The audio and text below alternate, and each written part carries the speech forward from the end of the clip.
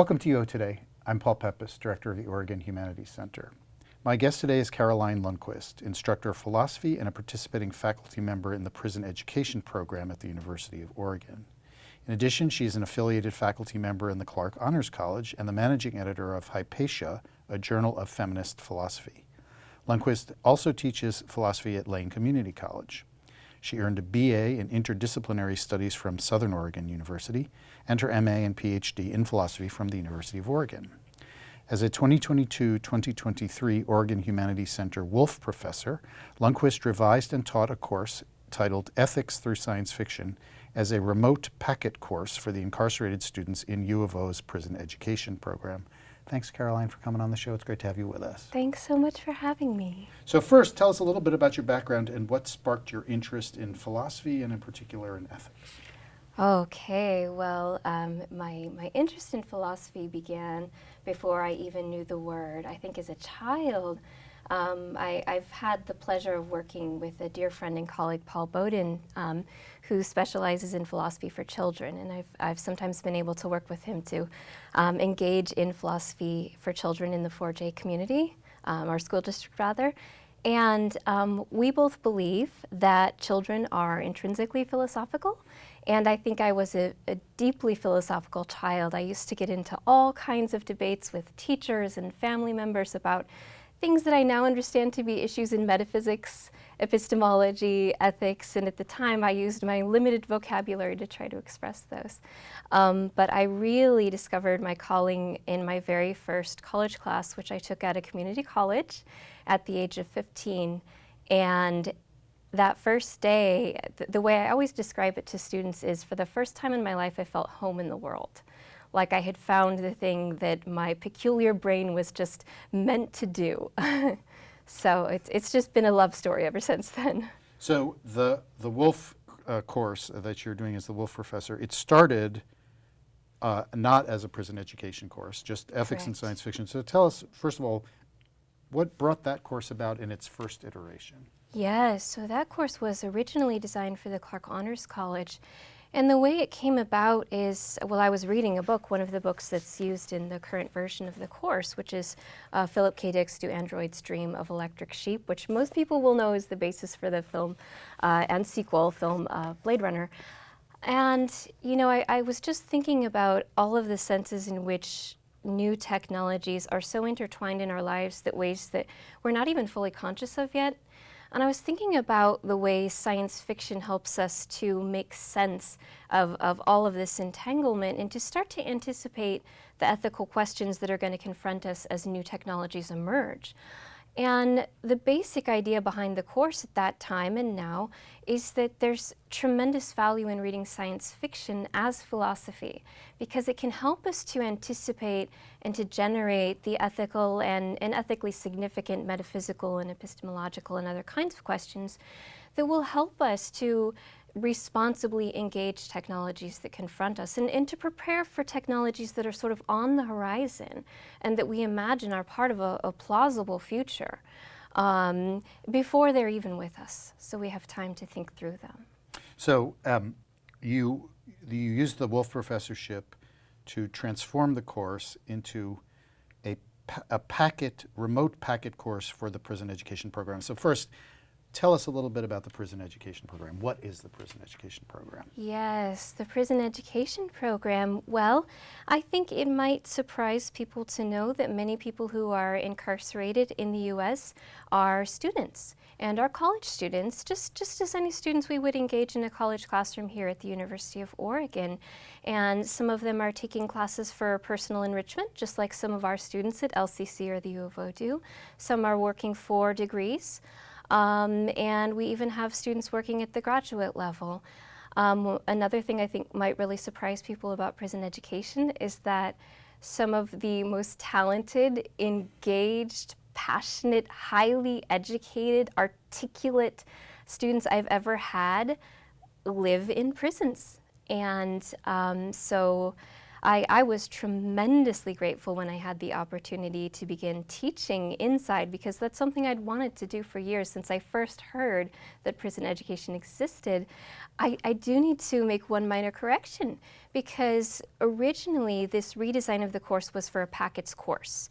And what ended up happening is I did the redesign as a packets course and then found out, I was so happy to find out that we were able to go inside and teach this as an in-person class. So this is an in-person class now that meets once a week at OSCI in Salem for 3 hours. And in the version that you thought you would do, it was going to be just an inside course. Is it just an inside course, or do you have outside students as well? Well, you know, it's interesting because technically it's just an inside course, but the way a course like this attracts community is so fascinating.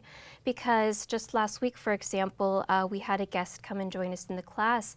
We have the wonderful Katie Dwyer, who's one of the coordinators of the prison education program. She's joining us for the class as well, and we've had other assistants, and I have an absolutely lovely U of O undergraduate, Francesca Critelli, who's also assisting with the class, and we're all equals in the classroom, so we're effectively all students and teachers at the same time. And so it is inside students, but only kind of, because there's some flexibility there. Yeah. So tell us what's different about this iteration of the course and the version of it that you taught in the Honors College. You know, what's different about the course is it's based on everything I've learned through having taught packets courses before, packets ethics courses. And that's a lot. Tell us what a packets course is. A packets course is essentially, it's essentially what used to be called a correspondence course. So all of the communication between students and faculty is written. And unfortunately, because our students don't have access to the internet, much of the work is handwritten. Sometimes they have word processors, and so we have typed work. And so for me, when I teach a packets course, they're receiving all of the materials, including I transcribe lectures just as I would deliver them in a philosophy class with slides, and they have readings and they have assignments. And then I write back and forth not only feedback but weekly letters to each student to communicate with them, just as if I was spending time with them in office hours. So that's a packets course, and then this course is an in-person version, so they are doing the readings ahead of time. There's no lecture, it's a discussion-based course, so they don't have that element of the course. And then they do have weekly assignments where, again, because we don't have those interactions outside of the classroom, I do a lot of written feedback and whenever I can, weekly letters to each student as well. So tell us a little, you told us about the Philip K. Dick novelette, so what else do you use, what else are they reading? What else are they talking about? Well, yes, and this relates to your last question, actually, because the first work that we read, after a very short story we read on the first day of class together as a group, is Frankenstein. And you know, just a few years ago, we celebrated the 200th anniversary of that incredible book. So we use a very special anniversary edition that's annotated, and the annotations are provided by a wide array of scholars. So we have, you know, philosophers and all kinds of scientists and sociologists, and it's wonderful and engaging. And so we start with that text, but part of why that text is really important in this class, I thought about not using it in this course because the idea of monstrosity in the alienation of, I'll call him the being, my students usually call him the creature, right? And people usually refer to him as the creature. It's so profoundly relatable for students who are incarcerated that I was a little bit reticent to use the text, but having taught ethics, I understand that the way that students living inside are going to engage any idea in ethics is going to be different. And it's often going to be different in ways that I cannot myself anticipate. So I decided to go into it without, I hope, too much prejudice and to see what happened. And what's so interesting is by the second day we were discussing Frankenstein, where the students were so deeply relating to the being, they asked me, did you choose this book understanding that we would relate to the monster, that we would know what it is to be the monster? And I confessed to them, I didn't know it would be quite like this. I didn't know it would be, and their writings about the creature and how we understand him have been so beautiful and profound that I wish they could be published and shared with fans of Frankenstein. So tell us about some of the other texts that you're looking at. Well, I feel very strongly that anyone who reads Frankenstein needs to read Victor Laval's incredible graphic novel, Destroyer, right after. So this is just an extraordinary work. I believe it was published in 2007, though it takes place in 2006. And it's a creative reimagining of the Frankenstein story. The creature is a character in the novel, but it's retold in the context of the Black Lives Matter movement. And so the main character in the novel, Dr. Baker, is a scientist who reanimates her son Akai, who was murdered by police officers. And so what the story effectively plays around with on my reading is a question that all of the students asked in this class. What if the creature had been loved and cared for? What if he'd been loved and cared for? What would have happened? And that's the story we get in Destroyer. It's an absolute masterpiece that plays around with all kinds of philosophical questions.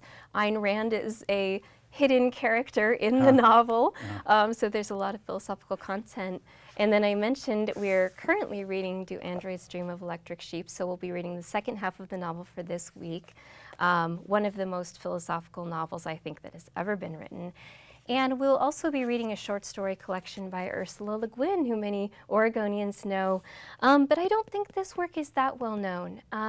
So Changing Planes is a collection in which Le Guin plays around with the idea of visiting alternate realities. And each one plays around with a deeply philosophical concept like language or personal identity or community. And when the students read this, they're going to then imagine their own alternative world and bring it back and ethically analyze it in relation to our own world. And we also include short stories as well. Do you have them read philosophical essays as well, or is it all fiction? A little bit. So we do have some nonfiction. It's mostly contemporary and written for a popular audience. And some of that, you know, I've been finding, I had a very carefully crafted syllabus, but it feels like every week there's a new piece written that's relevant to the course, something on artificial intelligence, genetic engineering, human reproduction, all of these themes we're taking up. So I've often found a piece, in fact, 2 weeks ago I found a piece that came out the day before class, and I brought it in and we talked about that piece.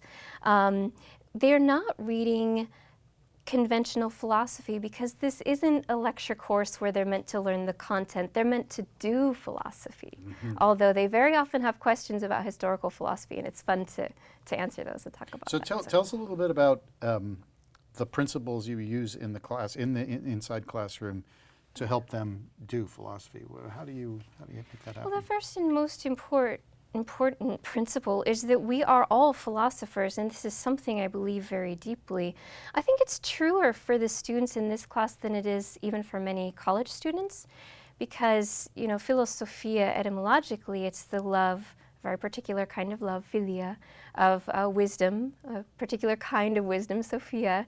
But I always tell students, for me and for many philosophers, it's a mistranslation, because we really should call philosophy the love of the pursuit of wisdom, right? So we should have a word for that, because what it means to do philosophy is not to love something that's static and unchanging, as if you can find the truth with the capital T, and there it is, I'm done, I have the truth, I am now wise. It's a constant, passionate, loving pursuit, right? A constant pursuit of answers to questions that matter, with the understanding that there never will be final answers, and there always will be disagreement and debate. So we start from the very first day. I mean, I love to just ask a provocative question and just throw people right into things. So yeah.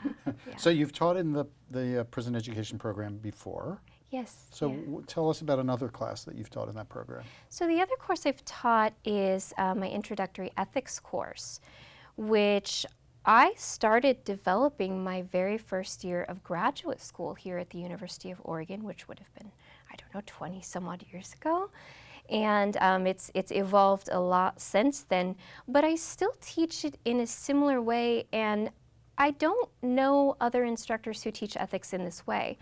I teach ethics against what the philosopher Simon Blackburn has called the threats to ethics, the ideas that undermine the possibility or the plausibility of ethics. So ideas that everyone will be familiar with, like ethical egoism, cultural relativism, and some that people may not be as familiar with, like false consciousness.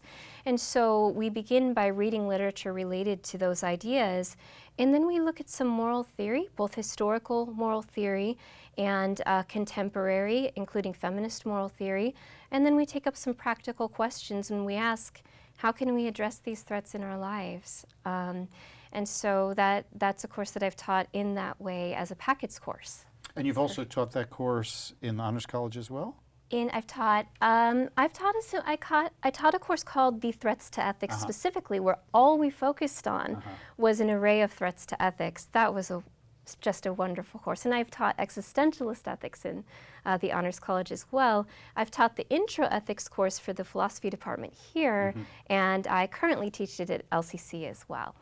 Yeah. So you mentioned that some of the philosophy that you have your students read is feminist philosophy. Absolutely. And you are, among many of the many things that you do, you are one of the co-organizers of the second annual International Society for Philosophy in Film Symposium. That's right. Which takes place in London this summer, and the topic of that symposium is Strange New World, Science Fiction, Film, and Philosophy, which, by the way, the OHC has co-sponsored. Yes, but, and we're so grateful. So first, tell us about the International Society for Philosophy in Film. Tell us a little bit about that society. Yes. What should we know about it? So ISPIF, the International Society for Philosophy in Film.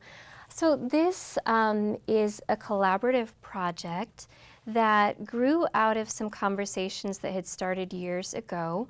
And the basic principle behind this organization is that film is philosophical, that film does philosophy in the same way that we now widely recognize that so much literature does philosophy. And that means for us that we can and absolutely should engage it in a philosophical way, which is to say use it as a resource in philosophical practice. So we held our very first in-person event last year in London, and the theme that we chose for last year was film noir, which we thought would be a nice sort of intro and foot in the door. And this year we chose science fiction, and I will say I may have had some influence on that choice. But it's a wonderful topic, and the response so far has been incredible. We've accepted an array of really wonderful papers from an interdisciplinary group of scholars at many levels. And we're just so excited to get together and to share that work. How many participants do you know? How many? So we've capped it at 25. This is a symposium, and we may only have just over 20. I should say, very importantly, I had a wild idea that it would be wonderful to incorporate the students from the prison education course into the conference. So on the first day of class, I came and I told them about that, and I said, would you have any interest, and I don't know how it will work practically, but would you have any interest in co-authoring a paper that we could share at the conference? Every single student in the class immediately said, yes, please, when can we start? So next week, we're doing a brainstorming session to begin the project, but they will be writing a paper which all participants will read in advance and comment on. And if we can get it done logistically, we're going to have at least one of the students join us via Zoom for the conference. If we can do it logistically, what we really want to do is to have a panel and to have all of the students so that we can have the conference participants talk with them. Wow, cool. Well, good luck. I hope. Thank you. So we're gonna make it work. So continuing on the theme of feminist philosophy, you are also a managing editor of the journal Hypatia. That's right. So first of all, what should we know about that journal? What's important about that journal? Oh, what's important about it? Well, one thing you should know is Hypatia is celebrating its 40th anniversary, and we're having a conference this September. We may talk more about that, but so Hypatia is an incredibly important journal in the field of philosophy because, as many people who know anything at all about philosophy will know, it's historically and even today a wildly male-dominated field. And for a very long time after women were entering into academia in the 1960s, 70s, 80s, women were still having trouble getting their work published if they used their own names. and if they in particular were trying to publish works related to feminism or to any concerns related to what it is to be a woman or to have a gender. And so Hypatia was developed as a way to give young female and feminist scholars a place to publish their work. And it is now a preeminent journal of feminist philosophy. I would say the preeminent journal, but I'm sure we could have some debate of that. And it's very special to me because when I was in graduate school, I met the wonderful Iris Marion Young, who came to the University of Oregon, and she took the time to talk with me, a very new graduate student, about a paper I was working on unwanted pregnancy. And the problem I had run into is there was effectively no way to write the paper. It was impossible because there was no literature. Mm-hmm. No one had done this before. Mm-hmm. And so I talked with her and she encouraged me and she told me what she had done when she confronted that same problem in her early career. And I wrote the paper and it was published in Hypatia in a special issue in her honor after she passed away. Mm-hmm. So it's a very, very special journal for me, but so many of my colleagues have similar stories of having their first publication or a very important publication in Hypatia. So I am so honored to serve as a managing editor for that journal. It's incredible. So yeah. I don't know if you'll be able to answer this question, but can you give us a sense of, I mean, you said it's 40 years, amazing. Yes. By the way, the Humanities Center is also celebrating its 40th anniversary next year. Yes, I noticed that, yes. Can you give us a sense of any major transformations that have happened in feminist philosophy over the past 40 years? Do you have any sense of that? Oh my goodness, how much time do we have? Well, you don't, just one or two. Because there are so many, I think a better approach, if it's all right with you, would be to say a word or two on what's been happening very recently. Mm-hmm. One thing that people should know is that there was a shift in submissions during the pandemic in some really interesting ways. And this is something I understand that many journals have experienced as well. Initially, we were seeing fewer submissions by women scholars and many more submissions by male scholars, which some have reasonably, I think, interpreted as a sign that women were doing the unpaid labor in the home while they were still working from home and were less able to publish. But sort of coming out of the pandemic, we have had an absolute surge. In fact, it's been challenging, I'll say, to manage the number of really excellent quality submissions we're receiving. Questions about the very nature and gender identity have been central, just as they have been in popular culture.